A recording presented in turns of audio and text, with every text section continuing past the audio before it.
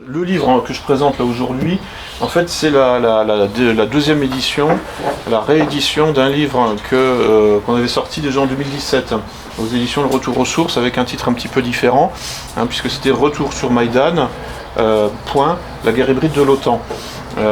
Et donc bon là en fait l'actualité, alors le livre était épuisé, il était sorti aux éditions Le Retour aux Sources.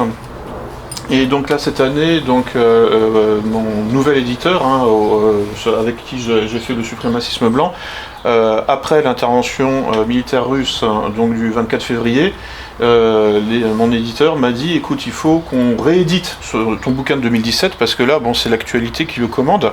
Je dis oui, d'accord, on s'est dit bon allez on va peut-être changer le titre parce que Retour sur Maïdan ça dit rien à personne, enfin je veux dire tout le monde a oublié ce que c'était. Une nuit d'une rare violence au cœur de Kiev.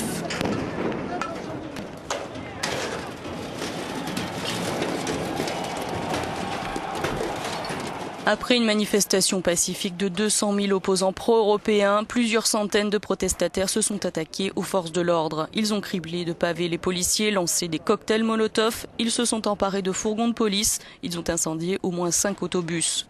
Tout a commencé lorsque ces manifestants ont tenté de franchir un cordon de policiers qui bloquait l'accès au Parlement non loin de Maïdan. Selon les services médicaux, 24 personnes ont été blessées et 3 hospitalisées. La police a chiffré à 70 le nombre de ces hommes blessés. Nous avons une place en France qui s'appelle le place de la Bastille. У нас у Франции є площа Бастилії. Où s'est constitué le peuple français. Там постав французький народ. Vous avez une place à Kiev qui s'appelle la place du Maïdan. В Києві на Майдані. Où se constitue le peuple d'Ukraine. Тут постав народ України.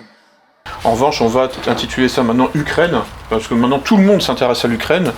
C'est tout le monde, a quelque chose à dire sur l'Ukraine. Donc, en fait, d'un point de vue un peu de la psychologie du conditionnement, c'est un mot-clé maintenant. Vous dites Ukraine, tout de suite les gens. Voilà, ça y est, il commence à trembler, pris de palpitations, pour ou contre, peu importe en fait, mais bon, ça déclenche les passions aujourd'hui. Donc voilà, donc on a modifié un peu le titre, donc on a remplacé Retour sur Maïdan par tout simplement Ukraine, la guerre hybride de l'OTAN. Et en fait, finalement, en réalité, c'est le sous-titre qui compte, c'est la guerre hybride de l'OTAN. Qu'est-ce que ça veut dire la guerre hybride? Donc bon, en fait, c'est pas une invention de Montcru, c'est pas moi qui ai inventé le terme de guerre hybride, ce sont en fait les chercheurs du complexe militaro-industriel anglo-américain, en gros les intellectuels du Pentagone qui ont inventé ce terme, en fait pour qualifier une nouvelle forme de guerre, en fait bon qui est pas si neuve que ça, puisque en fait c'est essentiellement une guerre qui implique les civils à part égale avec les militaires. Donc, bon, les civils ont toujours été impliqués, plus ou moins, dans toutes les guerres, finalement. Mais bon, là, en fait, il y a une implication, parfois même non intentionnelle des civils. Enfin, je veux dire, les civils ne sont pas forcément, contactés pour signer un contrat avec le Pentagone ou avec le ministère de la Défense français. Donc, il y a en fait une militarisation inconsciente, même éventuellement. C'est-à-dire qu'en fait, il y a une espèce d'encadrement par de l'ingénierie sociale, c'est-à-dire en fait une transformation furtive de la société pour la radicaliser, pour en fait la militariser contre la Russie et pour l'Ukraine. Et ça se fait en réalité depuis l'hiver 2013-2014. Pourquoi je me suis intéressé à l'Ukraine et à la révolution de Maïdan, de l'Euromaïdan, c'est parce que justement je me sentais, en fait je ne voulais pas me laisser militariser à mon insu. C'est-à-dire que les médias me demandaient de soutenir les révolutionnaires pendant l'hiver 2013-2014, puisqu'il y a eu un coup d'État qui a duré 3 mois à peu près, entre novembre et février, un peu plus de 3 mois, qui avait commencé au printemps 2013 en réalité comme une révolution colorée normale avec un mouvement, un mouvement civil de type révolution orange, qui avait commencé au printemps 2013, qui s'appelait Vstavaj Ukraino, c'est-à-dire Ukraine soulève-toi, et qui commençait à faire de l'agitation dans toutes les villes de province.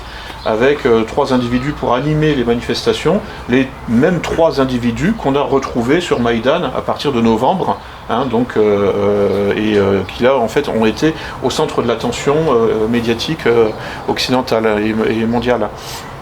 Donc il y avait le fameux Arseniy Yatsenyuk, là c'est en fait un ancien de Goldman Sachs.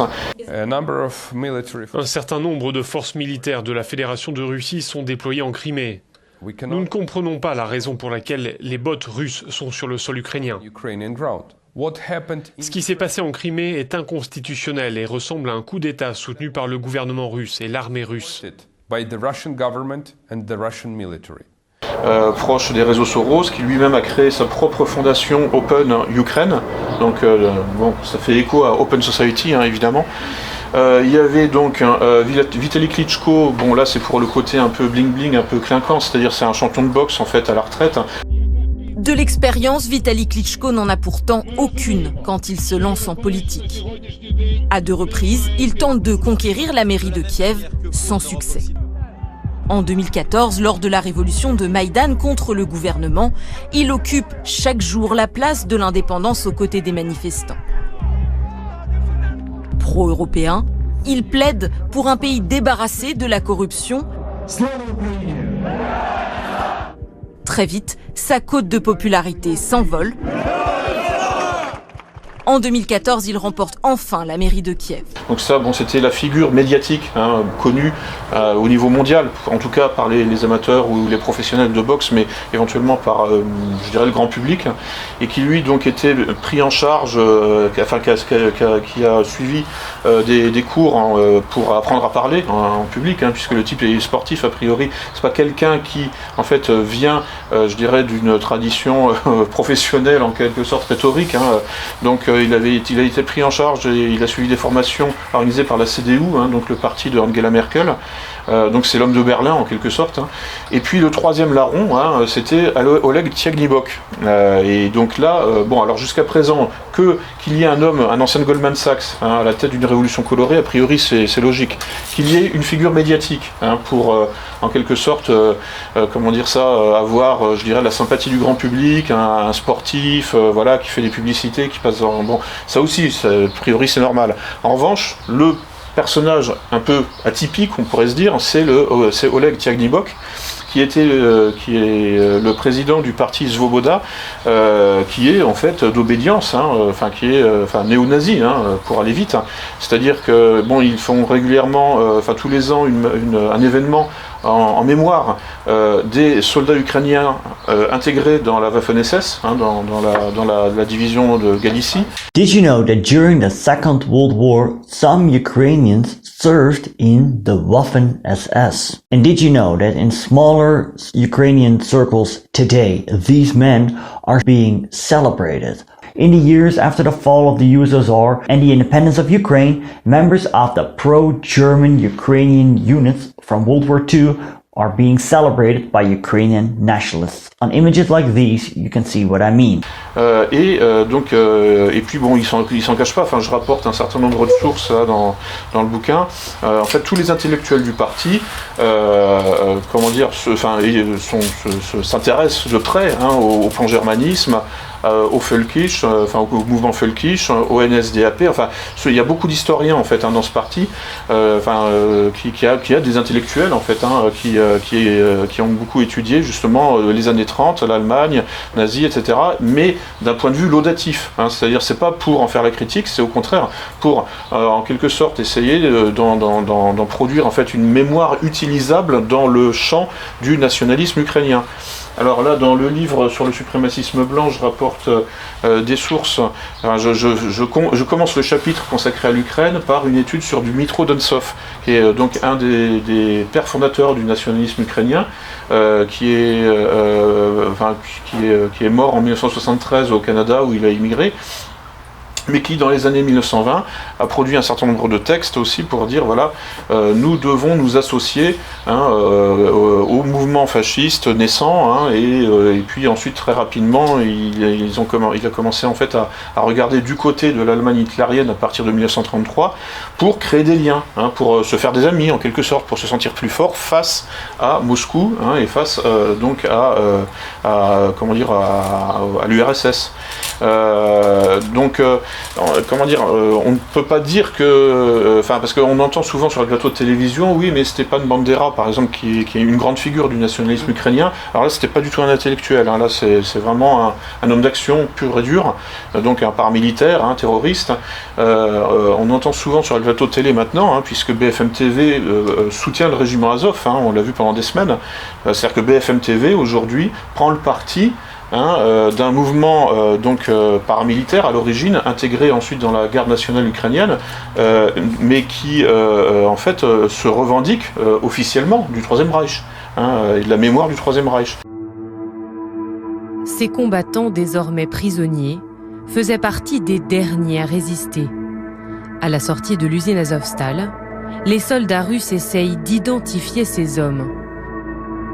Ils les fouillent et détaillent leurs tatouages à la recherche du moindre signe néo-nazi. Qui sont ces Ukrainiens qui se sont battus jusqu'au bout? Certains font partie du bataillon Azov, accusé d'idéologie néo-nazie. Je pense, moi, que ce sont des soldats ukrainiens qui sont restés jusqu'au bout et qui sont des patriotes avant d'être des nationalistes, des ultra-nationalistes. À l'époque, le bataillon Azov compte une centaine de membres, a quelques armes légères, mais compte tenu de sa tradition paramilitaire, mais aussi de certains membres qui ont évolué dans les mouvements hooligans, il y a une expérience de la violence, il y a une expérience du combat qui va faire la différence sur le terrain. C'est en s'appuyant sur ces emblèmes et sur des photos exhumées du passé de certains combattants que la propagande russe veut décrédibiliser les soldats ukrainiens. Dans le langage courant, l'expression « être de mauvaise foi » signifie savoir que l'on a tort sans vouloir l'admettre, refuser de reconnaître une évidence. Cela implique d'habitude qu'on sait que l'autre a bien compris notre manège. Et donc, on entend souvent dire, parfois justement sur les plateaux de BFM TV, que Stepan Bandera, en fait, ne s'est pas vraiment battu avec les Allemands, mais contre l'URSS, pour essayer de minimiser l'engagement et en fait en quelque sorte comment dire ça, le caractère d'engagement sincère, pour dire que finalement Bandera et les nationalistes ukrainiens n'étaient pas véritablement, qu'on ne peut pas les qualifier de néo-nazis aujourd'hui, parce qu'en fait en réalité leur fréquentation dans les années 30-40 ont été en fait véritablement beaucoup plus je dirais par défaut ou par rejet de l'URSS que par adhésion au programme de Hitler. Ensuite, le débat sur la nature réelle du programme de Hitler, c'est encore autre chose. Toujours est-il que là, justement, dans mon bouquin sur le suprémacisme blanc, je rapporte bien que de toute façon, dès 1925, Hitler écrivait noir sur blanc dans le premier tome de Mein Kampf qu'il avait l'intention d'attaquer la Russie s'il arrivait au pouvoir. Donc là, on peut se faire une idée de la nature, en fait, vraiment profonde du programme hitlérien, au-delà de l'antisémitisme, au-delà de tout ça, parce que ça peut être finalement un peu instrumentalisé dans tous les sens, au niveau rhétorique. C'est pas ça qui est intéressant. Fondamentalement, moi, ce qui me paraît intéressant, parce que c'est finalement ce qui permet, à des néo-nazis de s'associer à l'OTAN dans un combat contre la Russie et avant contre l'URSS, c'est finalement cette espèce de front commun, justement répété et identique depuis le XIXe siècle entre les puissances occidentales et la Russie et finalement toutes les forces de procuration que les puissances occidentales vont pouvoir ramener dans leur giron pour en fait les pousser à attaquer la Russie, mais comme on va pousser des chiens de combat à s'entretuer, vous voyez. Et donc là, je suis allé en étudiant tous ces réseaux néo-nazis ukrainiens, je suis allé sur le phénomène des réseaux gladiaux, qui en fait c'est au-delà du cas ukrainien, fondamentalement c'est un livre sur les réseaux gladiaux, c'est-à-dire sur les réseaux paramilitaires et terroristes de l'OTAN, qui en réalité ne sont que les réseaux paramilitaires et terroristes des deux grands services anglo-américains, c'est-à-dire le MI6 britannique, et puis donc alors la CIA aujourd'hui et son ancêtre l'OSS. À la fin des années 60 et jusqu'au début des années 80, des attentats meurtriers ébranlent l'Italie. La bombe qui a explosé dans cette banque fait 16 morts et 88 blessés. Les responsables, des néofascistes italiens. Quelques années plus tard, 3 policiers sont tués par une bombe placée dans leur véhicule. Là encore, des néofascistes étaient à l'œuvre.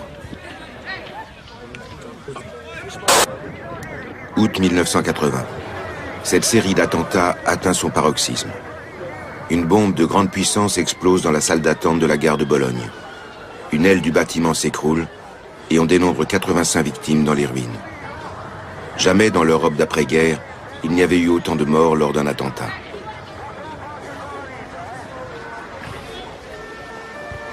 En septembre de la même année, à la fête de la bière à Munich, on déplore 13 morts et plus de 200 blessés après l'explosion d'une bombe.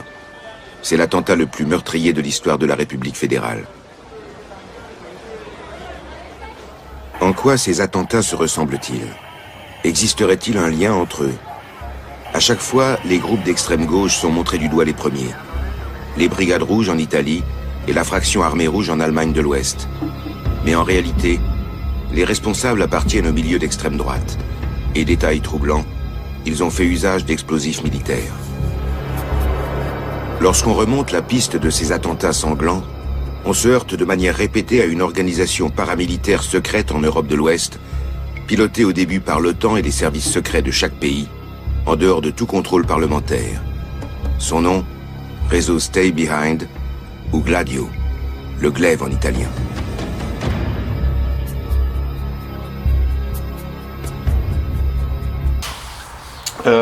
C'est-à-dire qu'en fait, à partir de 1945, c'est vrai que en fait, le centre du pouvoir anglo-américain a migré en quelque sorte. Ce n'était plus Londres, c'est devenu la côte est des États-Unis entre New York et Washington. Donc les réseaux Gladio, c'est quoi fondamentalement? Parce que bon, quand on étudie un peu le parcours de Stepan Bandera, on se rend compte qu'en réalité, bon, finalement, son engagement nazi, ou je sais pas comment dire, ou national-socialiste, en fait, effectivement, était assez superficiel, puisque en fait, en réalité, il a été repéré par les Allemands et par les services de renseignement de Hitler dès les années 30, mais aussi il a été repéré également par le MI6 britannique. Pourquoi? Parce que tout ce petit monde convergeait justement sur une cible commune qui s'appelle Moscou. Voilà. Et en fait, il faut bien comprendre quelque chose en géopolitique, c'est que la nature du régime en place à Moscou n'a en réalité aucune importance. Depuis le 19e siècle, en fait, c'est ce que les géopolitologues appellent le grand jeu. Il y a un rapport de force structurant entre Londres et Moscou au 19e siècle. Bon, maintenant, c'est presque, quelque part, rien n'a changé, parce qu'on voit bien que Boris Johnson, là, avant de se faire virer, a été l'un des premiers, un des premiers fauteurs de guerre, là depuis plusieurs semaines. Donc en fait, les Britanniques sont beaucoup plus discrets que les Américains. Je veux dire, c'est une question de mentalité, une question de culture. C'est-à-dire que les Américains sont vraiment dans le spectacle. Donc même leurs services secrets, ils les mettent en scène. C'est Hollywood passe son temps à produire des films sur la CIA. Ça n'arrête pas. Sur la CIA ou sur les forces spéciales américaines. Donc les Américains sont très exhibitionnistes, y compris sur leur état profond et sur leur complexe militaro-industriel. Les Britanniques sont beaucoup plus discrets. Mais ils sont en Ukraine depuis 2014 aussi, depuis l'annexion, depuis donc la révolution de l'Euromaïdan, qui en fait a tout simplement réalisé une annexion de l'Ukraine par l'OTAN. Et par en fait les structures euro-atlantistes, pour être plus inclusif, je dirais, c'est-à-dire en fait l'Union européenne et l'OTAN. Donc cette annexion, parce qu'on parle de l'annexion de la Crimée par la Russie, mais en réalité il y a déjà eu une annexion de l'Ukraine tout entière par le régime de Bruxelles en fait, et qui a ensuite induit une réaction de la Crimée et du Donbass. C'est-à-dire qu'en fait, s'il n'y avait pas eu ce putsch là pendant l'hiver 2014, en réalité, la Crimée et le Donbass seraient toujours en Ukraine aujourd'hui. Il n'y aurait jamais eu de guerre civile en 2014, il n'y aurait jamais eu d'intervention militaire russe le 24 février 2022. Donc en fait, toute la situation actuelle, en réalité, si on remonte la chaîne causale, en fait, historique, la chaîne des causes et des effets, on arrive en 2014. Mais 2014, c'est-à-dire le putsch et ses conséquences, en fait, c'est déjà une conséquence de la révolution orange, qui est en fait la première révolution colorée en Ukraine, qui elle-même est également une conséquence de la chute du communisme. Puisque, comme le dit Soros, je rapporte la source dans le bouquin, comme il le dit sur un plateau de télé, comme il le disait au printemps 2014, ma fondation est en Ukraine depuis les années 80. Donc avant même la chute du communisme. Donc Soros a participé à la chute du communisme en réalité, parce que s'il a créé en fait une tête de pont là, de l'Open Society en Ukraine soviétique, bon, c'était évidemment pour miner le régime, on s'en doute, quoi. C'est pas pour autre chose. Donc en fait, la situation actuelle est une conséquence directe de la chute de l'URSS, de la dissolution de l'URSS, ce qui a permis effectivement aux structures euro-atlantistes de se jeter sur les restes de l'URSS et du bloc de l'Est, c'est-à-dire les pays satellites, qui n'étaient pas tous inclus dans l'URSS. Donc là en fait si on parle un petit peu de communication stratégique, ça c'est quelque chose que je vous conseille de faire justement d'un point de vue de la militarisation ou de la contre-militarisation de la société. C'est-à-dire que si vous voulez finalement faire participer vous-même à la guerre contre le mondialisme, en fait vous devez, si vous commencez à parler en fait avec qui que ce soit de ce qui se passe en Ukraine, il faut toujours rappeler que la situation actuelle est une conséquence directe de 2014. Après, remonter plus loin, c'est trop compliqué, à mon avis, pour expliquer ça rapidement. Mais au moins 2014. Et que toujours rappeler que s'il n'y avait pas eu ce coup d'État, là j'entendais ce matin à l'hôtel, à la télé, Hélène Carrère d'Ancos, qui était invitée, grande spécialiste de la Russie. En fait, elle est nulle, mais nulle à chier. C'est-à-dire je l'ai entendu parler pendant 30 minutes, pas un mot sur le coup d'État, sur l'Euromaïdan. Pas un mot. Donc là, elle est dans la falsification historique totale. Après, elle peut vous parler effectivement pendant des heures, des erreurs de l'économie planifiée socialiste, etc. Mais on s'en fout, ça n'a plus aucune importance aujourd'hui, tout ça. Non, là aujourd'hui, on invite Hélène Carrère d'Ancos de l'Académie française, parce que c'est pour chercher des arguments d'autorité. Si elle le dit en tant que spécialiste de la Russie et de l'URSS, et que c'est que c'est vrai, forcément. Le problème c'est que c'est une faussaire, c'est une faussaire. Elle pratique le mensonge par omission. C'est-à-dire qu'en réalité, en fait, alors là, c'est vraiment des techniques de com, en fait. C'est-à-dire que rien de ce qu'elle dit n'est faux, mais elle omet volontairement tout ce qui est fondamental. Et mais bon, j'ai vraiment écouté attentivement. Là, je me suis dit, tiens, ils invitent quelqu'un d'intéressant. Là, il y a peut-être des choses qui vont, des vérités, quoi, qui vont surgir. Rien du tout. Et si vous regardez bien, depuis plus d'un mois maintenant, je suis en tournée promotionnelle pour le bouquin, donc je passe beaucoup de temps à l'hôtel, et donc je regarde beaucoup la télé, parce que j'ai pas la télé chez moi, mais là je me fais une cure en quelque sorte de rattrapage, et c'est fou, mais bon, alors je regarde beaucoup les chaînes de télé d'information en continu, quasiment personne ne parle du coup d'État ou de la révolution, évidemment. En fonction de la connotation que vous voulez donner à l'événement, vous allez parler de coup d'État ou de révolution. Mais en fait, c'est comme s'il ne s'était rien passé, parce que personne n'en parle, ni en positif ni en négatif. Donc là, on est vraiment dans une réécriture de l'histoire, en fait, et qui avec un énorme trou noir là, en fait, qui est béant, et qui s'appelle l'Euromaïdan ou la révolution de la dignité. L'événement a eu plusieurs noms. Donc à partir de cet événement, j'ai commencé à m'y intéresser là en février 2014, et donc quand on tire le fil, il y a toute la bobine qui vient, et donc j'ai reconstitué tout le fil justement, en fait, de la militarisation globale de nos sociétés, sous le pilotage du complexe militaro-industriel anglo-américain pour l'essentiel, mais allemand également, et français plus ou moins à la marge. Et en fait, bon, enfin voilà, c'est-à-dire ce qu'on appelle les réseaux gladiaux, c'est-à-dire les réseaux, alors paramilitaires et terroristes, oui certes, mais pas que, parce qu'en fait, en réalité, l'essentiel des réseaux gladiaux aujourd'hui est dans les médias, et puis dans les universités, pour écrire aussi une histoire alternative des événements, en omettant soigneusement tout ce qui risquerait de faire comprendre que effectivement la situation n'est pas entièrement la faute de la Russie, voire pas du tout, et que la Russie en fait est purement réactive dans cette affaire. C'est-à-dire qu'elle a toujours un coup de retard, parce que tout simplement il y a un certain nombre de choses qu'ils ne maîtrisent pas, donc bon, enfin voilà, la Russie en fait se défend avec ses outils habituels, enfin qui sont pas très très subtils en réalité, c'est-à-dire finalement des opérations militaires conventionnelles. Parce que là, ce qui se passe depuis le 24 février, c'est un truc de bourrin. Enfin, genre, on est d'accord, c'est pas du tout subtil, on envoie les blindés et l'artillerie lourde, quoi. Donc il y a vraiment aucune... Enfin, on n'est pas justement dans la furtivité, là, on n'est pas dans le camouflage, on n'est pas dans l'ingénierie sociale, là on est dans les opérations militaires conventionnelles, c'est-à-dire en fait un conflit symétrique. On n'est pas dans la guérilla, dans et la manipulation. Enfin, les Russes disent absolument, quasiment tout ce qu'ils ont l'intention de faire, et c'est annoncé à l'avance, etc. Не пытался помешать нам, а тем более создать угрозы для нашей страны, для нашего народа, должны знать, что ответ России будет незамедлительным и приведет вас к таким последствиям, с которыми вы в своей истории еще никогда не сталкивались. Donc là, bon, on est vraiment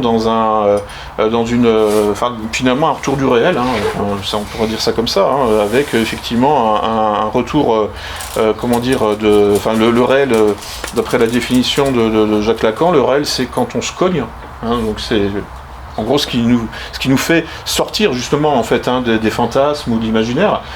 On pourrait rajouter le réel, c'est quand ça cogne.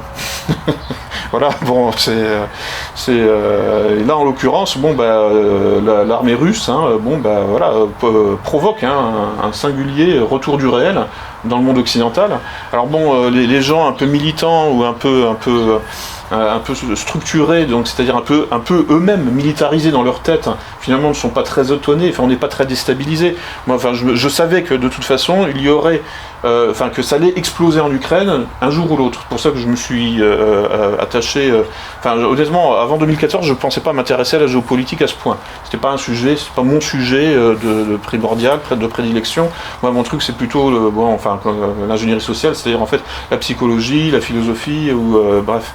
Donc, je me suis forcé un peu à m'intéresser à la géopolitique parce que j'ai tout de suite compris que assez rapidement, et j'ai compris intuitivement que là, en fait, ce qui se passait en Ukraine, là pendant le coup d'État, était fondateur, que ce n'était que le début des ennuis, et que là, c'était le point de départ d'une opération Barbarossa numéro 2, en fait. Alors, j'en ai discuté une fois avec Yvan Blot, vous vous souvenez probablement qui est mort en 2019. Polémia, vous le connaissez évidemment, oui. Donc, et alors j'avais discuté avec lui au forum de Chisinau, là, qui avait été organisé à l'initiative de Yuri Rochka. Donc j'ai rencontré Yvan Blot à ce moment-là. Et puis on était dans l'ambiance, donc on discutait au resto, etc. Et il m'a dit oui, mais bon, je sais que effectivement l'OTAN prépare une opération Barbarossa numéro 2. Et en fait, la condition sine qua non pour pouvoir attaquer. Alors l'opération Barbarossa, vous vous souvenez, c'est le nom de l'opération que Hitler a lancée contre l'URSS en 1941, donc en rupture là, du pacte de non-agression. Dès les premiers mois de 1941, le Führer tourne en rond dans sa retraite des Alpes bavaroises. Il prépare son prochain méfait, l'opération Barbarossa, l'invasion de l'Union soviétique.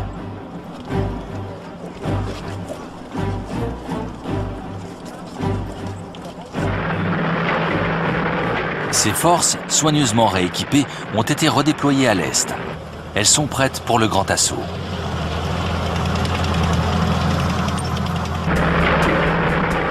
L'offensive se déploie sur 3 axes. Au nord, un corps d'armée doit envahir les États baltes et s'emparer de Leningrad.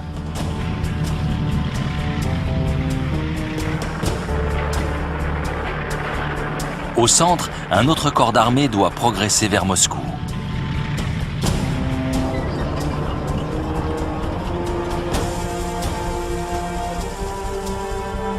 Le troisième, situé au sud, doit occuper l'Ukraine.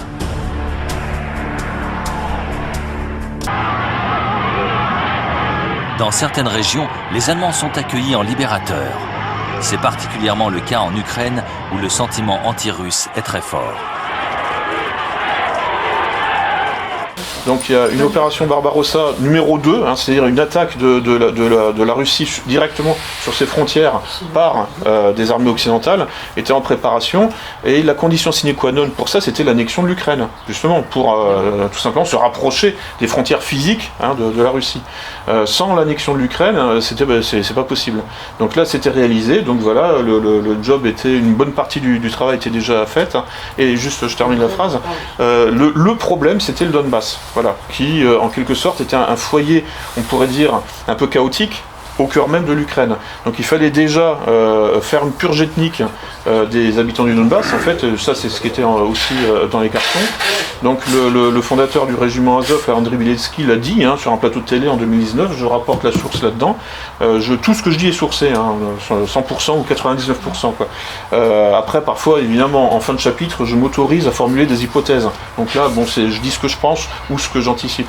Et donc, voilà, et comment dire, donc voilà, donc là, il y avait effectivement une opération de purge ethnique des russophones du Donbass qui était préméditée et qui allait s'appliquer. Et ensuite, bon, une fois que le pays aurait été en quelque sorte pacifié, là, il devenait possible d'attaquer la Russie directement sur ses frontières. Oui.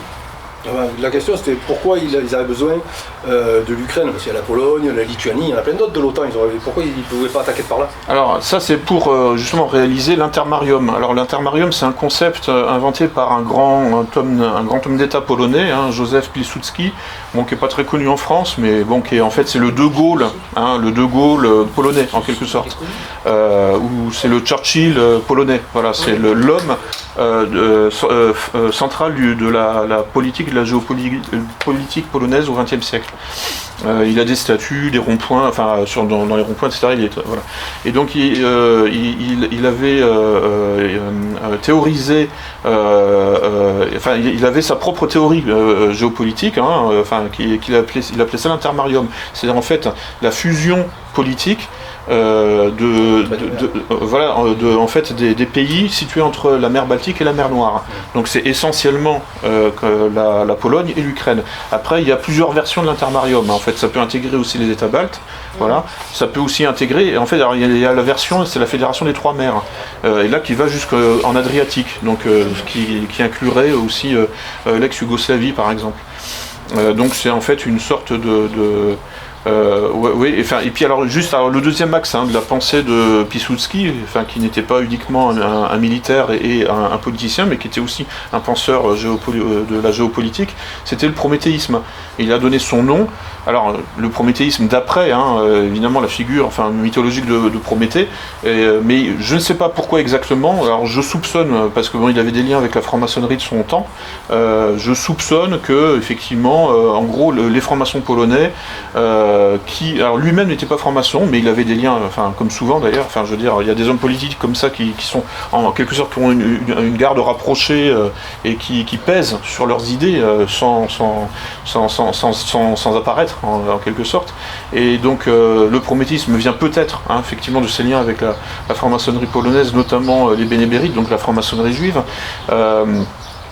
Et en fait, parce que dans son idée, alors certes c'était un conservateur, mais à l'époque il était quand même considéré comme de gauche ou socialiste. Donc avec l'idée que l'empire tsariste était un empire réactionnaire. Mais c'est là où je vous dis qu'en réalité il faut oublier la nature des régimes qui sont en place à Moscou, parce qu'il aurait pu finalement voir favorablement l'arrivée de l'URSS, puisqu'il a connu le tsarisme et l'URSS. Eh ben non. Même avec des socialistes en quelque sorte au pouvoir à Moscou, ça n'allait toujours pas. Donc on voit bien que le problème fondamentalement des anti-russes, c'est pas la nature du régime, quelle qu'elle soit, en fait, en réalité ça va jamais. En fait, finalement les Occidentaux ne tolèrent la Russie que quand elle est à moitié morte, c'est-à-dire ce qui se passait sous Yeltsin. Mais dans la mesure où elle est forte, et sous l'URSS, enfin en tout cas, sous le communisme, elle était forte. Voilà, ça n'allait pas. Maintenant, quand Poutine relève la Russie dans une forme qu'on pourrait appeler une forme de libéralisme conservateur, libéral en économie mais conservateur au niveau des mœurs, c'est un peu le François Fillon russe, quoi, Poutine. Non mais c'est vrai, on voit c'est cette famille de pensée, quoi, en fait. Eh ben ça va pas non plus. Voilà. Pourquoi ? Parce que soit il est trop libéral, c'est que des prétextes en réalité. Donc, et voilà. Et donc Pilsudski, donc les deux axes de sa pensée anti-russe, en fait, c'était donc l'intermarium pour créer en fait un front uni pour ensuite faire réaliser le containment, c'est-à-dire en fait l'encerclement de la Russie, là au niveau de l'Europe de l'Est, et le prométhéisme. Alors c'était quoi ? Ça consistait en fait à soutenir toutes les revendications d'indépendance régionale ou nationale en Russie pour la faire éclater de l'intérieur. Voilà. Ce qui est un truc classique, c'est diviser pour régner, etc. Mais il n'a pas été le seul en fait à conceptualiser ça. Il y avait aussi Gerhard von Mende, donc qui lui était un ministre de Hitler et qui lui aussi a essayé d'exciter en quelque sorte en fait les musulmans des républiques soviétiques pour qu'elles demandent leur indépendance. Pour en quelque sorte affaiblir l'autorité centrale de Moscou. Parce que quand on a affaire effectivement à un pays centralisé, qui fait 12 fuseaux horaires, mais malgré tout qui fonctionne de manière centralisée, en face vous avez un problème, puisque c'est une espèce de monstre géopolitique. La Russie, faut se représenter. On parle c'est l'empire, c'est un empire terrestre effectivement. On peut dire de la Russie ce qu'on dit de l'empire britannique. C'est l'empire sur lequel le soleil ne se couche jamais, puisque ça fait la moitié de la planète, sur le est-ouest, quoi. Et alors les réseaux gladiaux, justement, donc en fait, ont commencé à être constitués dans les années 30, alors en utilisant donc les anti-russes ukrainiens, c'est-à-dire Stepan Bandera notamment, qui ensuite donc a été donc pendant la guerre froide. Lui et tous les anciens nazis, tous les anciens fascistes issus du régime mussolinien ont été reversés en fait dans les structures de l'OTAN, dans les structures et de l'Union européenne.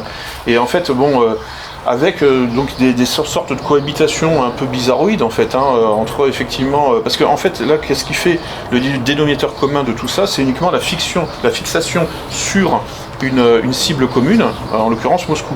Mais c'est-à-dire qu'en fait les réseaux gladiaux, c'est-à-dire les réseaux d'action clandestine de l'OTAN, c'est-à-dire la CIA et du MI6, donc en fait il y a la dimension paramilitaire et terroriste, bien connue, dans les années 70-80, c'est essentiellement en Italie et en Belgique qu'il y a eu un certain nombre de faits divers, mais il y a aussi en fait tous les civils militarisés, c'est-à-dire les journalistes sur les plateaux de télévision, qui travaillent en fait à fabriquer le consentement des populations à des guerres diverses et variées, à des guerres d'agression ou à des opérations des opérations de type révolution colorée.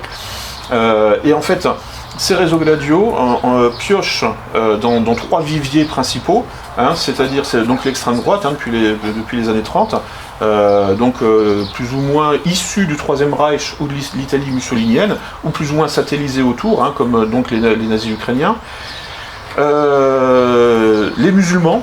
Donc, selon les vues, les perspectives de Gerhard von Mende, donc ministre de Hitler, ou de Pilsudski, quand il fallait par exemple essayer de provoquer des soulèvements chez les Tatars de Crimée par exemple, ou en Biélorussie, parce qu'en fait il y a des musulmans tatars en Biélorussie, en Pologne, quand on voyage un petit peu dans l'est de la Pologne, on les voit.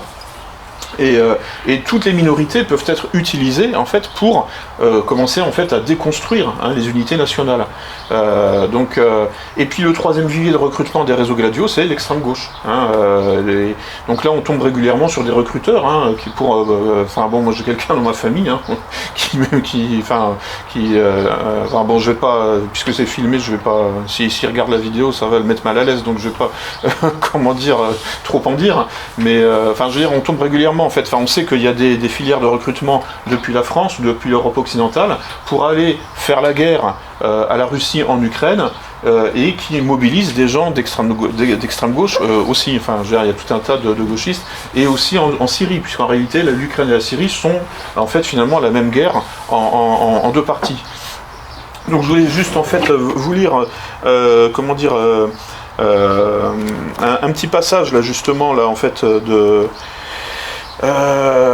assez stupéfiant, enfin très intéressant là, notamment concernant en fait un texte donc qui est paru sur les sites en fait anarcho-libertaires le 15 février 2022 en préparation finalement de la guerre, hein, enfin pour essayer de commencer de recruter des jeunes d'ultra-gauche. Donc c'est en fait un texte qui a fait le tour vraiment des sites anarcho-libertaires français, mais encore avant anglophones, parce que ça vient en fait du monde anglophone. Alors je vous lis et puis après effectivement j'arrêterai de parler donc voilà, c'est un extrait. Donc voilà, ça ce sont en fait des anarcho-libertaires en fait qui rapportent en fait leur engagement depuis 2014 en Ukraine. Et vous allez voir qu'il n'y a pas que des néo-nazis. Alors je vous lis le texte. En raison de l'absence d'une organisation massive en 2014, les premiers volontaires anarchistes et antifascistes sont partis à la guerre individuellement en tant que combattants isolés, médecins militaires et volontaires. Ils ont essayé de former leur propre escouade, mais en raison du manque de connaissances et de ressources, cette tentative a échoué. Certains ont même rejoint le bataillon Azov et l'UN, c'est-à-dire l'organisation des nationalistes ukrainiens, qui est en fait le premier parti historique des nazis ukrainiens, fondé par Stepan Bandera. Donc les raisons étaient banales. Ils rejoignaient les troupes les plus accessibles. Par conséquent, certaines personnes se sont converties à la politique de droite. Et hop, c'est fait. Alors, non mais vous voyez en fait qu'en réalité les idées c'est pas les idées qui sont le moteur de l'histoire. Fondamentalement, c'est en fait le potentiel d'action concrète, le potentiel organisationnel concret. Donc on voit bien que là c'est un peu marxiste, c'est-à-dire qu'effectivement les idées ne sont qu'une superstructure. Et en fait, qu'est-ce qui surdétermine les idées? C'est l'infrastructure économique qui, elle, permet l'organisation concrète des choses. Donc là, en l'occurrence, les nazis ukrainiens étaient mieux organisés que les anarcho-antifascistes français qui voulaient rejoindre l'Ukraine, et finalement ils ont été absorbés par finalement les gens qui étaient les mieux organisés. Alors je termine. Les anarchistes d'Ukraine, de Biélorussie et de Russie soutiennent pour la plupart, directement ou implicitement, l'indépendance de l'Ukraine. Alors pareil, il faut toujours rappeler que oui, l'Ukraine a été indépendante jusqu'en 2014. Oui.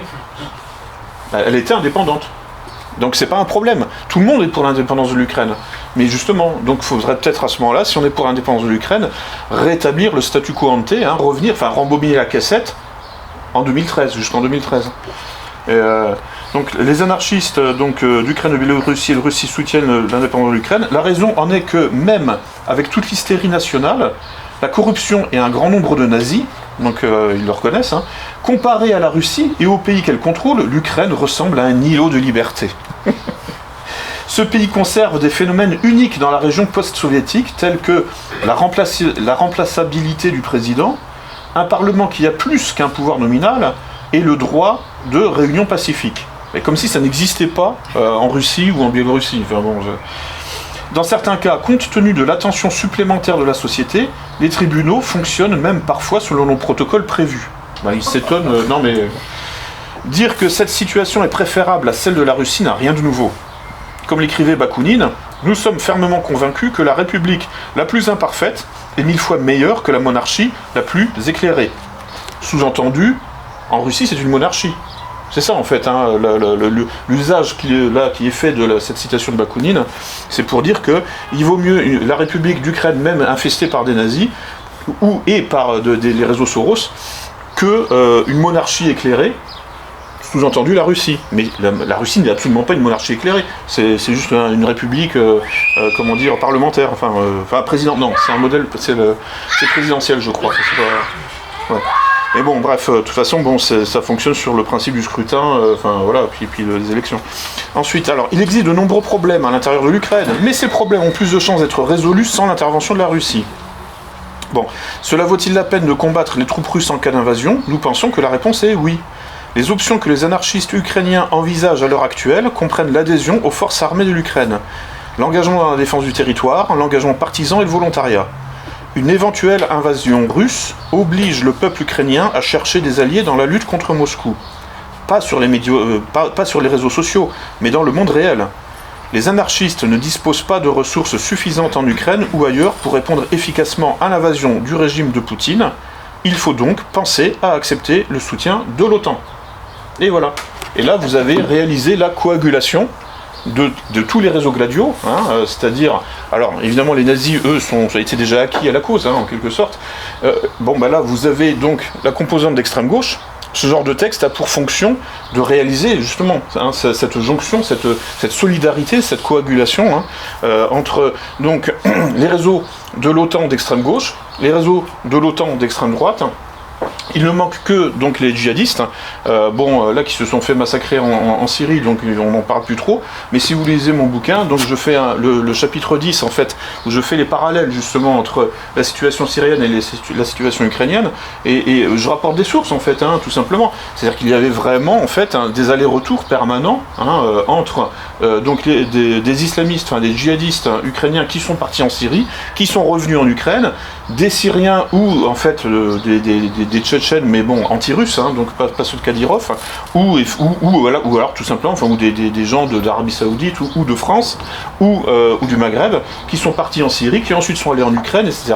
Il y a une espèce de mercato là généralisé du terrorisme, et tout ça se déroule évidemment, et je rapporte les sources, sous l'œil des services de renseignement, qui laissent faire la plupart du temps, au minimum qu'ils laissent faire, voire qu'ils organisent. Alors évidemment, ils vous diront jamais qu'ils organisent.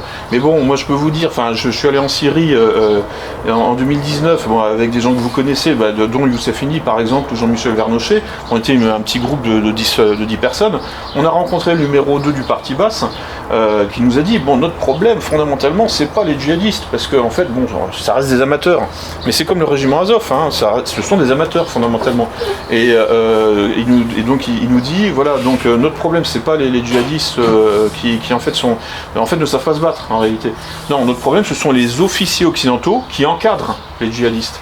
Exactement comme ce qui se passe en Ukraine, parce qu'en réalité le régiment Azov est juste capable d'attaquer des civils. Fondamentalement. En revanche, le problème, c'est tous les instructeurs étrangers, tous les instructeurs de l'OTAN, qui depuis 2014 sont venus encadrer les bataillons néo-nazis, qui en fait sont armés jusqu'aux dents et puis qui font du MMA ou des sports de combat. Donc ils sont parfaitement capables de péter la gueule à 10 contre 1 aux civils. Aux civils critiques du régime, comme le font les djihadistes en Syrie. Voilà, à 10 contre 1, sous Captagon, ça, il n'y a aucun problème. Ça, ils peuvent le faire. En revanche, face à une armée professionnelle, et en plus, patriote, mais au sens où elle n'a plus rien à perdre. Parce que, si elle perd tout. Donc en fait, face à des gens qui savent qu'ils ont raison, que ce soit l'armée syrienne ou l'armée russe, en fait, déjà, ils n'ont pas le moral, en fait, et puis surtout, ils n'ont pas donc ils n'ont pas la détermination. Et donc il faut absolument les encadrer et surtout en fait les noyer sous les dollars et sous les dollars et donc les opérations psychologiques dont le champ de bataille aujourd'hui est essentiellement les médias. C'est-à-dire en fait que le régiment Azov sans le soutien de BFM TV c'est plus grand chose. Je synthétise, je résume, mais c'est comme ça que ça marche fondamentalement. Et pareil, si vous vous souvenez, moi ça m'avait frappé parce que je vis en région parisienne, mais quand Alep a été libéré en décembre 2016, Anne Hidalgo a donné l'ordre d'éteindre la Tour Eiffel en signe de soutien, en signe de deuil, quoi. Ce soir, elle ne s'est pas illuminée, la tour Eiffel est restée éteinte. Une manière pour la maire de Paris, Anne Hidalgo, de soutenir les habitants d'Alep. Alep, où la situation reste confuse, de nouveaux bombardements ont empêché aujourd'hui l'évacuation de populations civiles. Non mais, vous voyez, sans ce soutien-là, sans tout le système occidental derrière eux, les djihadistes et les nazis ukrainiens ne sont plus rien, fondamentalement. C'est juste en fait des barbus ou des tatoués qui en fait qui ont envie d'en découdre. Sont souvent assez jeunes, donc avec de la testostérone, et puis c'est tout quoi. Mais bon, mais c'est en fait là ce que je voulais axer un peu mon développement là sur ces réseaux gladiaux, en fait dont finalement et surtout en quelque sorte pour attirer votre attention sur ce qui va se passer maintenant dans les mois et dans les années qui viennent, c'est que les nazis ukrainiens vont être redéployés en Europe occidentale. Pourquoi ? Parce qu'en fait, là je lisais un article là, sur internet là, ce matin qui effectivement m'a assez convaincu. C'est-à-dire qu'en fait, la Russie aujourd'hui ne peut plus s'arrêter. Voilà, parce que qui n'avance pas recule. Donc maintenant elle va aller jusqu'au bout, et elle va aller jusqu'au bout, c'est-à-dire en fait elle va prendre toute l'Ukraine. Parce qu'elle ne peut pas se permettre de laisser en fait une région en quelque sorte aux nazis ukrainiens et à leurs sponsors de Bruxelles, parce que ce serait un foyer de tension permanent. Donc elle est obligée maintenant qu'elle a commencé le boulot, elle est obligée de le finir. Et donc en fait, puisque, comme disait Poutine, nous voulons démilitariser, dénazifier. Donc en fait, au début je me disais, ils vont peut-être quand même laisser la Galicie, la Galicie ukrainienne, la partie ukrainienne de la Galicie autour de Lvov, aux nazis ukrainiens, pour que ils aient en quelque sorte leur Disneyland, leur zoo humain, quoi, voilà, ils pourront écrire des bouquins ou comme je disais, ils ont des historiens qui réécrivent un peu l'histoire du monde, quoi, et dans leur vision, en fait, c'est l'Ukraine et le berceau de la civilisation humaine, en fait. Et donc, ils ont le droit de s'amuser, après tout, pourquoi pas. Mais je pense que c'est pas possible, parce qu'ils seront de toute façon, en fait, en quelque sorte, soutenus, maintenus en vie, mais vraiment, là, ce sera de l'acharnement thérapeutique, ils seront maintenus en vie de manière complètement artificielle par tout l'Occident, avant qu'il s'effondre, évidemment. Mais ça peut prendre encore 10 ans, 20 ans, quoi. Donc là, je pense qu'en fait, logiquement, en fait, alors soit effectivement, tous ces réseaux-là, en fait, tous ces réseaux gladiaux d'extrême droite tombent en dépression et en fait ils décident finalement de retourner à la vie normale, quoi. Soit de toute façon ils vont être redéployés en Europe occidentale, donc on va les avoir, il va falloir se les taper, quoi. Donc faut être conscient de ça. Et en fait ils seront utilisés pour faire la police, mais pour faire la police, je dirais. Du système, c'est-à-dire en fait pour réprimer physiquement tous les antimondialistes. Et là, tous les gens dans cette pièce, a priori, sont antimondialistes, sinon vous ne seriez pas venus m'écouter. Donc nous sommes tous, en fait, une cible aujourd'hui physique. En fait, non seulement pour les djihadistes, en fait, qui sont évidemment instrumentalisés entre le Proche-Orient et l'Europe, mais c'est un peu passé de mode aujourd'hui. Et puis je pense qu'effectivement, de toute façon, quelque part, comme ils n'ont plus en fait le fantasme du califat, de l'État islamique, je pense qu'ils sont plus ou moins en dépression. Ça ne veut pas dire qu'ils prennent des antidépresseurs ou qu'ils vont chez le psy. Ça veut dire qu'en réalité, aujourd'hui, ils sont un peu en dormition, tout simplement parce qu'en fait, ils n'ont plus rien à faire, concrètement. Donc en revanche là, je pense que la tâche qui va être donnée aux chiens du système, sous la forme justement du régiment Azov redéployé en France, ce sera effectivement de persécuter tous les pro-russes entre guillemets. Moi je peux pas, à la limite il n'y a pas besoin d'être pro-russe parce qu'en réalité, moi je vais être qualifié de pro-russe alors que j'ai jamais mis les pieds en Russie, ça n'a pas de sens. Simplement le simple fait de ne pas être anti-russe vous range automatiquement dans la catégorie des pro-russes. Parce que quand on est en guerre, c'est souvent comme ça, tout est simplifié, et on est dans des schémas, binaires, manichéens, et avec une polarisation émotionnelle, le but. Parce que évidemment, quand on est dans la nuance, avec un troisième terme entre les deux ennemis, tout ça, en fait, en quelque sorte, ça oblige à réfléchir, ça pousse à réfléchir. Non, là, on est dans un vaste protocole de l'ingénierie sociale, de conditions des comportements pour que les gens se battent. Donc on est dans du dressage comportemental pour effectivement provoquer des réflexes conditionnés. Et là, il y a chez certaines personnes, vous prononcez le mot Poutine, tout de suite. Je veux dire, voilà, ça provoque une transe, quoi, en fait. Et ce serait un animal, il se mettrait à aboyer, quoi. Donc voilà, et c'est comme ce que disait Thierry Messant, là, quand il était en Syrie, là, il a eu évidemment, il a un voisin qui a été égorgé par des djihadistes. Ensuite on lui a dit ce qui s'était passé. Le type a été kidnappé par 2 mecs de Daesh ou d'Al-Qaïda, peu importe. et qui lui ont demandé, dit que Bachar el-Assad est un chien. Et le type a dit non, c'est pas un chien, il a peut-être des défauts, mais c'est pas un chien. Résultat, ils lui ont coupé la tête. Et voilà, donc c'est-à-dire qu'en fait, en fonction de vos repères personnels, donc voilà, Bachar el-Assad, ça induit immédiatement un réflexe conditionné d'agressivité, etc., etc. Donc voilà, il y a tout un tas de mots-clés comme ça, en fait, qui sont aujourd'hui diffusés dans les médias, et dont le but effectivement est de provoquer des comportements irréfléchis, mais des comportements d'agression, d'agressivité. Voilà. Donc nous sommes sur la liste des cibles. En fait, tout un chacun, toute personne dans cette pièce, quoi. Oui, actuellement, le problème russo-ukrainien, est-ce que ce n'est pas le point de... Je parle pas assez fort. Vous voulez que je me lève? Ça va pas aller plus haut. En fait, est-ce que c'est pas le départ c'est une crise civilisationnelle? On va au-delà de... Il y a deux conceptions de la civilisation. Il y a les mondialistes et les souverainistes. Et les Russes se représentent avec leurs alliés, ou leurs alliés ponctuels chinois, brésiliens, indiens, présentent une vision tout à fait différente de celle qu'est l'Occident, dans lequel on a le malheur de vivre actuellement. Donc est-ce que ça ne va pas aller plus loin? Est-ce que ça peut s'arrêter uniquement à l'Ukraine? Oui, non mais en fait, il y a quelque chose dont on ne parle pas suffisamment à mon avis, c'est le LGBT. C'est-à-dire que, en fait, c'est le LGBT. Je crois que, en fait, ça fait partie de ce que je veux dire.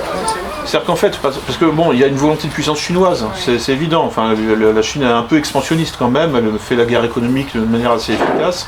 Voilà. Mais le LGBT est absent en Chine. Enfin, ça n'existe pas. Ça ne fait pas partie finalement de l'expansionnisme chinois. Alors que c'est au cœur du dispositif de l'expansionnisme occidental, c'est-à-dire en fait mondialiste.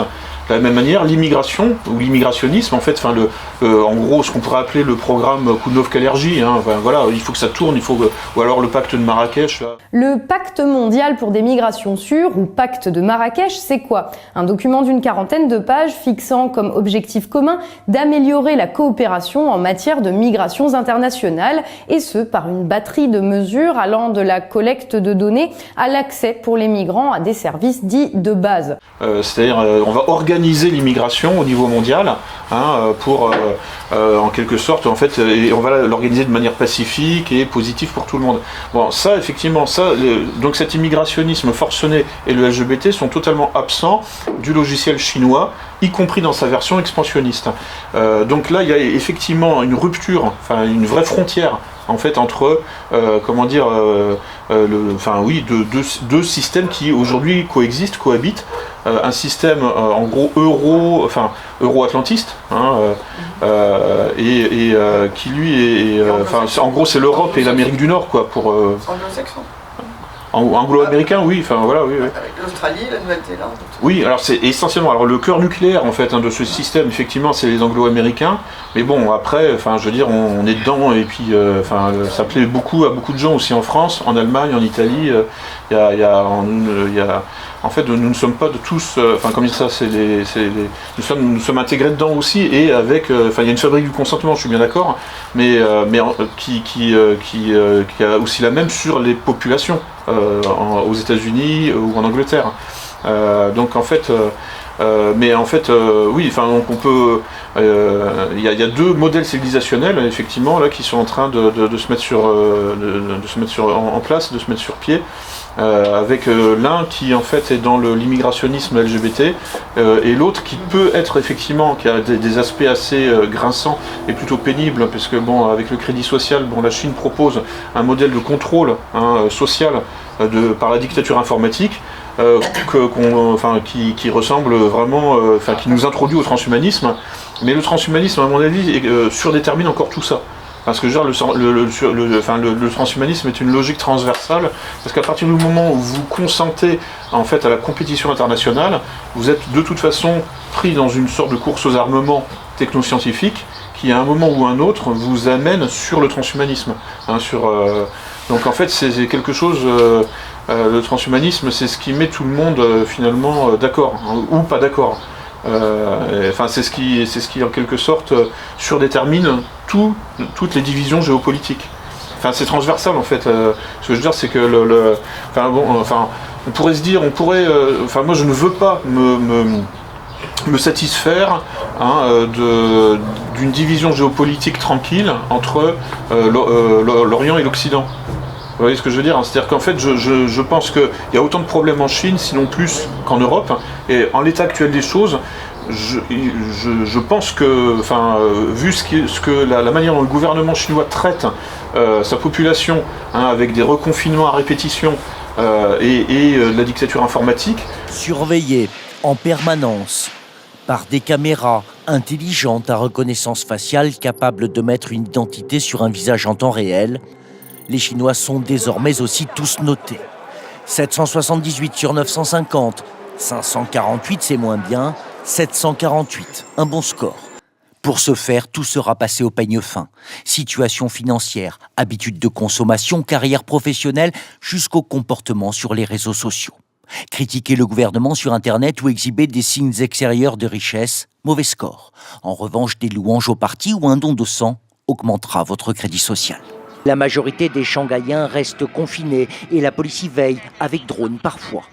Chers habitants, veuillez respecter les restrictions durant le confinement et veillez à contrôler vos désirs de liberté. Gare à tous ceux qui tentent de mettre un pied dehors. Les rues sont vides mais bien gardées. Sur cette vidéo, une personne est passée à tabac. Interdiction de sortir, certains immeubles sont même cadenassés, sans explication.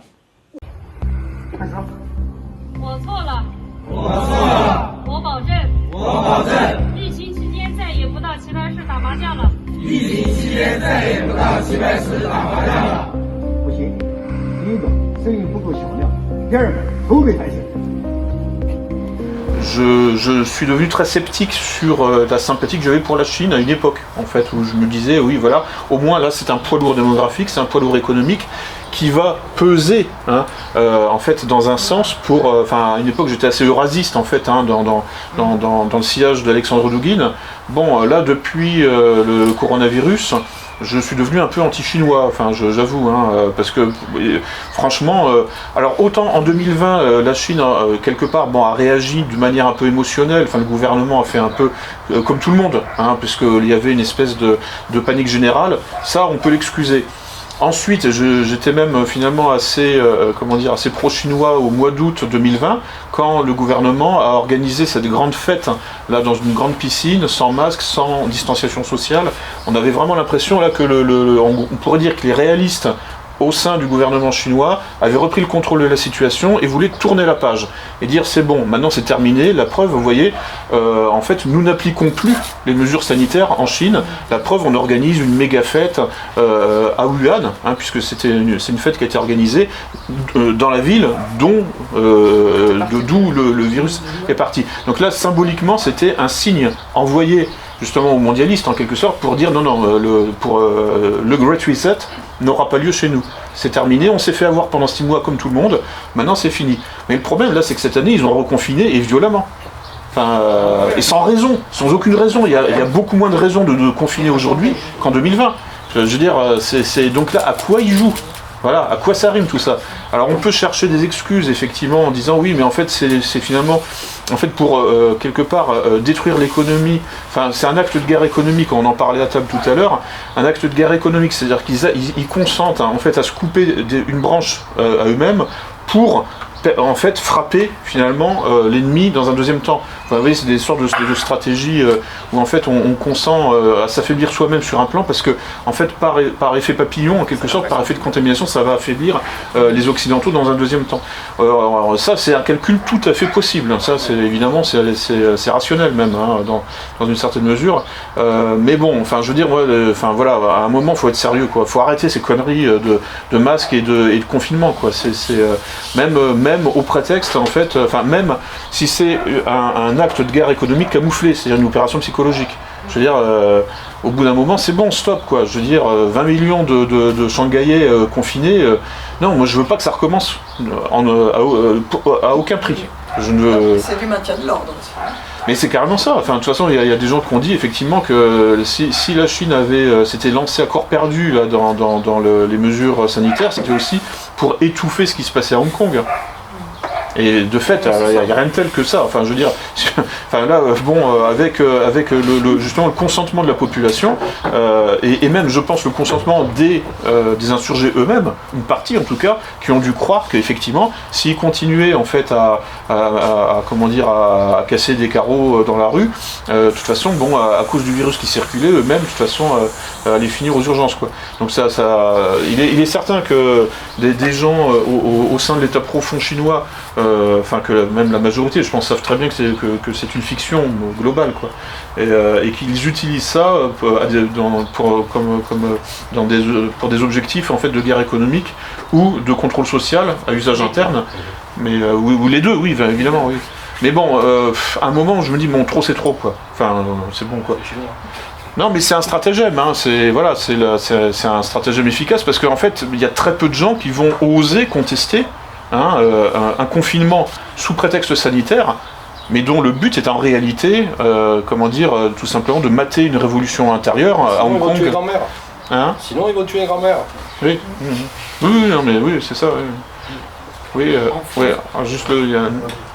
Oui, c'était en lien avec la question qui vient d'être posée sur le sujet de la Chine.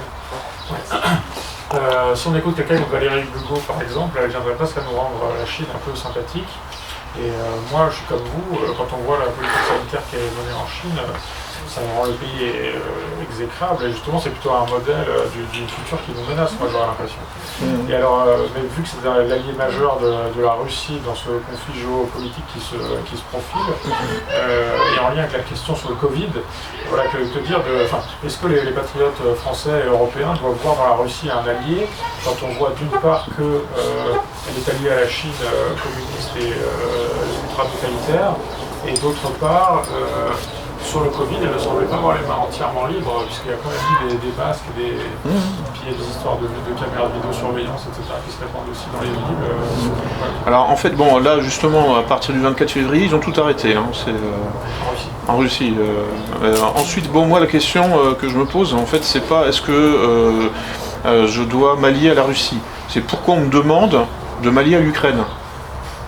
C'est ça en fait, le point de départ de ma réflexion en février 2014, même dès janvier, quoi, en fait, parce que c'était un lavage de cerveau sur ce qui se passait à Kiev. C'était vous devez être, il y avait une sorte d'impératif catégorique, vous devez être avec les révolutionnaires. Et si vous n'y êtes pas, en fait, vous êtes un salaud, vous êtes pro-Poutine, etc. Ce n'est pas seulement par lâcheté que nous n'avons rien fait. C'est parce que les démocraties ont en leur sein une cinquième colonne, le plus souvent soudoyée par le Kremlin, qui reprend mot à mot sur les réseaux antisociaux avec les milliers de faux comptes, de trolls et de bots pilotés depuis Moscou sur les radios et télé, RT, Sputnik et hélas d'autres, la propagande de Poutine. L'Ukraine n'existe pas, elle est dans la sphère russe, ses dirigeants sont des nazis. Vladimir Zemmour, Joseph Vissarionovitch Mélenchon et Anastasia Le Pen sont depuis longtemps les généraux en chef de cette cinquième colonne. Mais leurs dernières déclarations atteignent des sommets. Mélenchon le 18 janvier dernier, qui ne ferait pas la même chose avec un voisin pareil, un pays lié à une puissance qui les menace continuellement. Le Pen, mon point de vue sur l'Ukraine coïncide avec celui de la Russie. Zemmour, il faut arrêter de faire de Poutine l'agresseur, c'est Poutine l'agressé. Poutine est l'allié qui serait le plus fiable. Depuis que tout le monde a compris leur mensonge, ils ont réinventé le « oui mais ». Ils condamnent, car ne pas le faire serait un suicide électoral, mais ils ne changent pas d'avis. Tout est de la faute de l'Occident, surtout pas de sanctions et attention à la Troisième Guerre mondiale. Mélenchon, jeudi dernier, continue ses bobards. Je n'ai jamais soutenu Poutine, jamais. Donc moi, c'est vraiment la question que je me pose. Pourquoi on me demande d'être allié de l'Ukraine et au-delà de ça, donc, d'être ennemi de la Russie. C'est ça, en fait, mon problème.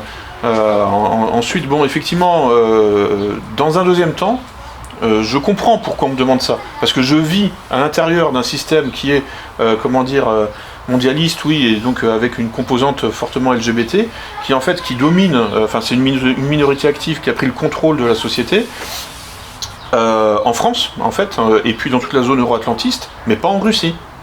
On comprend aussi l'antagonisme géopolitique qui se met en place et qui exige que nous soyons ennemis de la Russie parce qu'en fait elle arrive en fait à garder le contrôle sur les minorités sexuelles. C'est-à-dire qu'elles n'ont pas pris l'ascenseur, je dirais, du pouvoir pour arriver tout en haut de la hiérarchie et imposer leurs caprices et en fait leur vision du monde.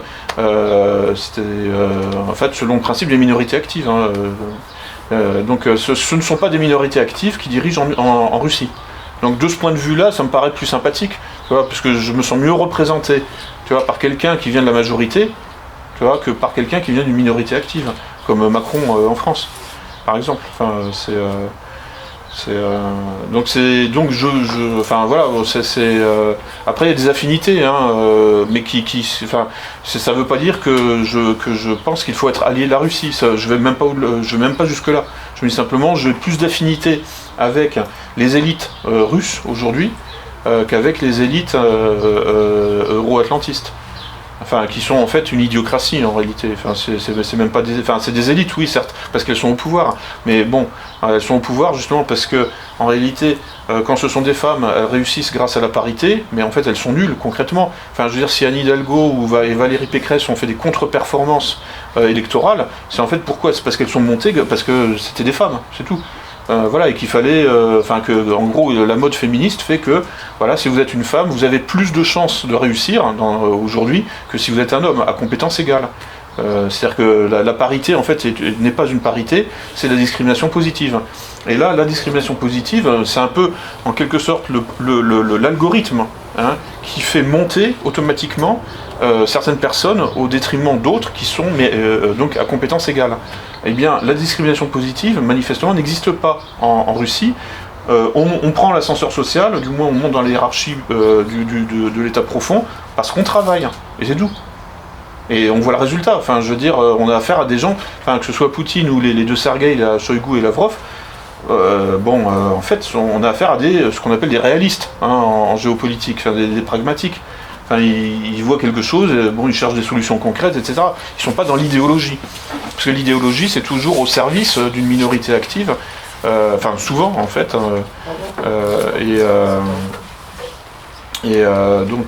Ça sert, en fait, à fabriquer le consentement aux discriminations positives. Pour que la majorité ferme sa gueule, en fait, on la culpabilise d'être majoritaire pour qu'elle laisse passer devant elle justement des gens issus des minorités à compétences égales et parfois même en réalité avec une asymétrie de compétences. C'est-à-dire que ce sont des incompétents ou incompétentes issus de minorités ou issus de la gente féminine qui vont passer devant des gens compétents mais qui ont le malheur d'être hommes ou femmes, mais femmes blanches, hétérosexuelles, de culture chrétienne. Et là, on va faire passer, on fera passer quelqu'un qui sera issu d'une minorité devant une femme française autochtone, mais compétente. De toute façon, tout ça, je veux dire, vous le savez déjà. Je vous apprends rien, quoi. Mais ce que je veux dire, c'est que tous ces mécanismes-là, de décomposition en réalité du corps social, en fait, qui sont des mécanismes d'ingénierie sociale, c'est-à-dire de réécriture. De la société, de transformation de la société, au bout d'un moment, en fait, c'est contre-productif. C'est-à-dire que ça se retourne même contre les ingénieurs sociaux. Mais toute cette cuisine parfaitement infecte qu'on subit en France depuis les années 60, en fait, manifestement, n'existe pas en Russie. Et en fait, elle essaie de s'implanter, je connais bien le cas polonais, elle essaie de s'implanter en Pologne, elle essaie de s'implanter partout, dans tous les pays de l'ancien bloc, en Hongrie, voilà. Justement, l'un des principaux sponsors, c'est Soros, mais Soros s'est fait virer de Hongrie par son ancien, son compatriote en quelque sorte, puisque Soros est d'origine hongroise. Il s'est fait virer par Orban. Pas que d'origine hongroise. Oui, non mais sur le plan, au niveau national, je veux dire. La guerre en Ukraine et le jeu de l'OTAN et des Anglo-Américains a donné le beau rôle à Erdogan, et c'est là que c'est terrible pour lui, parce que la Turquie maintenant va régner en maître dans toute cette région pour des raisons évidemment géopolitiques, et surtout n'oubliez pas qu'Erdogan avait agité la menace immigrationniste il y a des années, et qui continue d'ailleurs tous les jours que Dieu fait, il continue avec la Grèce, il continue avec la Bulgarie, il continue à exercer des menaces, et ça je crois que c'est quand même terrible. Et malheureusement, peut-être que l'invasion russe a aussi été pour quelque chose dans cette résurgence d'Erdogan qui joue sur les deux tableaux et qui exerce des menaces aussi bien du côté russe que du côté occidental. Et je crois que c'est terrible. Oui. Et s'agissant également, alors tout à l'heure vous parliez des mesures en Chine, etc. Ce matin, quand même, n'oubliez pas qu'en France, on agite maintenant la plaisanterie de la variole du singe. Et en recommandant aux gens de mon âge, par exemple, de nous faire vacciner, parce que et aux populations à risque. Alors évidemment, encore une fois, c'est les minorités LGBT qui se plaignent d'ailleurs maintenant d'être mises en cause dans ce phénomène, puisque cette variole serait transmissible comme le sida, quoi. Enfin, c'est comme le sida, ne toucherait que les communautés homosexuelles, le mal. Nous voilà prévenus. Le monde connaît la résurgence d'une maladie qui était apparue dans les années 70 en Afrique essentiellement. Aujourd'hui, la vitesse de propagation de la variole du singe inquiète l'OMS. Alors que le virus semble s'attaquer principalement aux hommes homosexuels pour l'instant, la vaccination cible donc en priorité ces publics-là, comme ici à Paris. J'ai compris que j'étais un public à risque puisque c'est les associations, notamment LGBT, qui ont transmis le message avant le gouvernement. Donc j'ai bien compris qu'on était les premiers touchés par cette maladie. Donc oui, pour moi, c'est important de me faire vacciner. Oui, bah, ça, je n'ai pas tout suivi, mais enfin bon, là, je pense qu'avec depuis 2020, on a basculé dans une espèce de dictature sanitaire généralisée, et en fait, dont le but est de nous rendre hypocondriaques. Parce qu'en fait, c'est un levier en fait d'action psychologique sur les gens. En fait, la peur en général, hein, et évidemment, en fait, c'est bien la raison pour laquelle Madame, la personne qui nous sert de Premier ministre, s'est entourée d'un directeur de cabinet qui est issu de l'ARS, donc des agences régionales de santé, et dans son équipe, dans son entourage immédiat, et qu'on a pris M. Braun, qui est un syndicaliste, un médecin syndicaliste, pour cornaquer la santé. Non mais ça c'est le nouveau paradigme. Ça, c'est la nouvelle. C'est ça qui fait très peur aux vulgompécus et aux gens qui sont sans défense et qui ont peur, alors qu'il s'agisse des gens âgés ou des gens d'ailleurs beaucoup plus jeunes qui quelquefois ont une trouille bleue du virus. Alors qu'après ils ne prennent aucune précaution dans les minorités LGBT ne prennent aucune précaution dans un certain domaine et vont avoir une trouille bleue du virus. Et en fait, plus généralement, en fait, Jacques Attali parlait de ça là, dans un entretien de 1981, dans un livre intitulé L'avenir de la vie. C'est un livre collectif où il y avait plusieurs contributions, dont la sienne, où il disait l'avenir, en fait, ce sera, l'avenir du contrôle social en quelque sorte, ce sera l'autosurveillance sanitaire. C'est-à-dire qu'il faut nous devons tous devenir complètement hypocondriaques, complètement paranoïaques et comment dire, obsédés de surveiller en fait notre santé à chaque instant, notre état physique, avec surveiller notre pouls, etc. avec des montres qui prennent les pulsations, les genre de choses. choses. Qui surveillent leur pas, qui comptent leur pas sur leur portable et tout ça. Voilà. C'est effrayant. Voilà, et parce que en fait, ça permet évidemment de prendre le contrôle total de votre corps. Au-delà du contrôle de votre esprit, là, faut se replonger un petit peu dans Michel Foucault et Giorgio Agamben qui poursuit l'œuvre de Foucault sur le concept de biopouvoir. Aujourd'hui, le but, c'est pas simplement de contrôler vos esprits, c'est de contrôler votre corps et même l'intérieur de votre corps. On va vous surveiller de l'intérieur, comme dirait Yuval Harari. Et pour ça, il faut effectivement que tout le monde soit mort de trouille à chaque instant de choper un virus en sortant dans la rue. Et quand on voit le nombre de gens qui portent des masques maintenant, c'est devenu, effectivement, c'est entré dans les mœurs. Qui reportent des masques. Comment ? qui portent des masques à nouveau. C'est effrayant, on le voit. Enfin, à Toulouse, on le voit à Paris, on le voit partout. Ah oui, oui, oui. Et donc, c'est censé devenir la nouvelle normalité, le nouveau monde dans lequel nous devons vivre. C'est un monde, en fait, de peur permanente de sortir de chez soi et de tomber malade. Nous devons tous être terrorisés à l'idée de tomber malade. Nous devons penser à notre santé à chaque instant en permanence. Et parce que c'est le meilleur moyen, effectivement, de finalement, au bout d'un moment, de remettre les clés finalement de notre physiologie et de notre santé à des experts. Et donc, en fait, ça consiste à fabriquer le consentement, notre consentement à notre aliénation totale. Non seulement par le spectacle ou par le marketing, mais aussi par la peur de tomber malade. Ça doit devenir permanent. Après la peur des attentats terroristes, non, maintenant nous devons être tous mortifiés à l'idée de tomber malade. C'est-à-dire, l'insouciance est terminée, quoi. Voilà, nous devons, le nouveau monde, c'est le monde des hypochondriaques.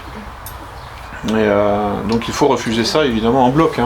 Effectivement, cette espèce d'hypocondrie généralisée, on la voit moins développée, effectivement, dès qu'on passe l'ancien rideau de fer. C'est-à-dire parce que on a affaire à des populations peut-être un peu plus rustiques, qui se prennent moins la tête, moins tertiarisées. Vous voyez ce que je veux dire ? C'est la tertiarisation, quoi, de la société, c'est justement, en fait, c'est en gros, c'est ce qui nous éloigne de la nature. Ce sont des métiers qui sont essentiellement, les métiers du tertiaire, et un peu désincarnés en quelque sorte. C'est tous les métiers de l'informatique ou du journalisme, des médias, etc. Donc en fait, ça c'est vrai que l'Occident est en voie de tertiarisation, de désindustrialisation accélérée depuis les années 60-70. Mais c'est quelque part, les pays de l'ancien bloc communiste ont été protégés en quelque sorte pendant 2-3 générations, pendant toute la guerre froide, quoi, en fait.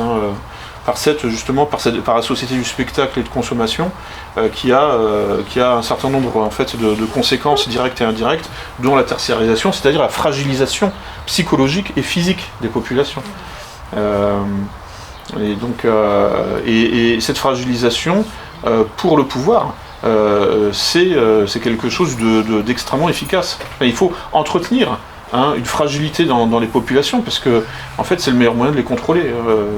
De diverses façons, évidemment. Quand vous êtes fragile, vous êtes en demande de force, et donc l'État peut arriver, ou les multinationales, et vous proposer des solutions, leurs solutions, pour vous protéger contre tel ou tel virus. Sans compter il y avait une question. Il y a une question là-bas. Oui. Chauffage, etc. D'idées sur les solutions, les élections comme solution à ce problème de Covid, en fait, parce que pour le Covid, on a bien vu qu'il y avait une énorme manipulation de masse qui s'est réalisée. Et comment on peut sortir de nos problèmes antimondialistes grâce aux élections qui sont complètement manipulées par les médias.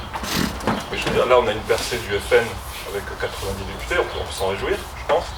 Mais est-ce que je voulais savoir ce que vous en pensez. En fait, il faut regarder les partis, il faut regarder le résultat des votes sur le pass sanitaire en 2021 et en 2022. Et là, on a des surprises. C'est-à-dire que le RN n'avait pas de groupe, donc il n'y a même pas à regarder, puisqu'ils étaient dans la catégorie non inscrits. Mais il y avait des votes individuels. Les votes, oui, mais ils étaient tous contre. En fait, les gens. Non, il y avait des votes individuels, sauf Madame Ménard qui votait pour qui elle ne votait pas. Oui, mais elle n'est pas au RN. Mais elle n'était pas au RN. Ouais. Mais en revanche, effectivement, LFI a voté comme un seul homme à chaque fois contre, mais 100%.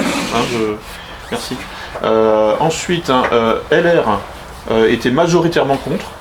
Donc c'est quand même un groupe sur lequel on peut s'appuyer, sur lequel on peut compter à l'Assemblée nationale. Sachant que Bruno Retailleau, qui est le chef du groupe LR au Sénat, a dit publiquement qu'il était très déçu par le pass vaccinal, que finalement ça ne marche pas, et qu'il arrête, il avait l'intention d'arrêter de soutenir ça sur le plan législatif. Donc là il y a une évolution positive de LR, sur la base en fait, d'un état de fait qui lui-même était déjà plutôt encourageant, puisque à chaque fois ils ont voté en majorité contre. Donc c'était du style 30-20, parce qu'ils étaient une cinquantaine. Donc 30 contre, 20 pour, voilà, c'était à peu près ça. Le PS s'est mitigé aussi. Hein, on s'attendrait à ce que le PS soit totalement décomposé, totalement mondialiste, en fait non. Mais bon, c'est un vieux parti hein, qui a une vraie tradition, hein, enfin je veux dire qui a un siècle. Donc là il y a, je dirais, des gens qui ont certainement travaillé, qui sont quand même, qui sortent pas, en fait c'est pas n'importe qui, c'est pas le mondialisme à l'état chimiquement pur. Vous voyez ce que je veux dire, il y a des vieux élus, des vieux députés qui... La gauche chevènementiste, un peu la branche chevènement. Oui, voilà, bon, mais donc en fait entre Benoît Hamon qui incarne le Parti socialiste, ou Anne Hidalgo, en fait là, dans sa dimension purement mondialiste, et puis des vieux députés, des vieux socialistes, je dirais de tradition, Jean Jaurès, etc. Bon, enfin, voilà, mais donc là le PS s'est mitigé. Pardon ? Et les Verts ? Les Verts, non, les Verts sont mondialistes, hein, mais complètement. Mais pour le pass. Ah oui. Ils sont majoritairement pour. Hein. Voilà. Pas tous, c'est pas totalement homogène. Aussi, sauf Madame Vonner, sauf la députée. Oui, les REM, oui, là aussi c'est là. Voilà. Mais bon, avec les nouveaux équilibres en fait, hein, qui sont issus là, des législatives, bon, on peut espérer un blocage à l'Assemblée et au Sénat. Par le 49.3. Qui passera par le 49.3 et oui, mais ça, un coup de 49.3 et puis voilà. Oui, mais alors ça, c'est d'accord, mais là, c'est se tirer une balle dans le pied. Enfin, on peut pas faire un mandat entier sur le 49.3. Enfin, on peut pas gouverner par le 49.3. Mais bon, là, c'est. Il y en a bien un qui a gouverné avec l'article 16. Oui, l'article 16, ça suffit. Bon, l'article 16, c'est. Mais je veux dire, en fait, malgré tout ça, en fait, ok, je suis d'accord, mais bon, le pouvoir ne peut pas tout se permettre malgré tout. Et là, on voit bien que, par exemple, le masque, on nous dit, le masque n'est pas obligatoire, il est fortement recommandé. Bon, c'est une victoire. Il y a une victoire aussi contre Nice, parce que Nice avait exigé le port du masque dans toute l'agglomération, l'agglomération et la communauté de l'agglomération, et le conseil... il y a une tribunal qui est tombé. C'est pas la préfecture. C'est la préfecture. Je vous propose de continuer à discuter, mais en même temps, on va boire l'apéro. Très rapidement. Allez, merci à Lucien.